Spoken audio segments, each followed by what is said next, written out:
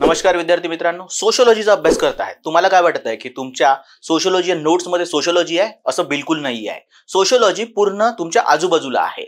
याच्यामध्ये एक महत्त्वाची गोष्ट लक्षात ठेवा की पेपरमध्ये आपल्याला समाजशास्त्रीय विश्लेषण म्हणजे चालू घडामोडींचे समाजशास्त्रीय विश्लेषण सोशियोलॉजिकल ॲनालिसिस विचारणार आहे.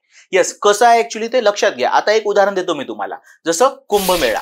कुंभमेळा जर म्हटलं तर याच्यावर मार्क्सवादी, प्रकार्यवादी किंवा इतर विचारवंत काय म्हणतील? तर मार्क्सवादी काय म्हणतील? Religion is opium of masses. धर्म ही अफूची गोळी आहे. त्यानंतर प्रकार्यवादी काय म्हणतील की भारतीय समाजाला एकत्रित आणण्यासाठी आणि स्थैर्य निर्माण करण्यासाठी कुंभमेळा एक महत्वाचा कार्यक्रम आहे.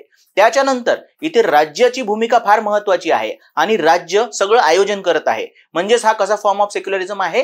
पॉझिटिव्ह फॉर्म ऑफ सेक्युलरिझम आहे. तुम्हाला लक्षात ठेवायचं आहे की हे जर तुम्हाला पॉझिटिव्ह फॉर्म ऑफ सेक्युलरिझम किंवा समाजशास्त्रीय आकलन माहित करून घ्यायचं असेल तर तुम्ही मला इथे येऊन भेटू शकता. स्टेप अप अकॅडमी, गांजवे चौक, पुणे. थँक्यू.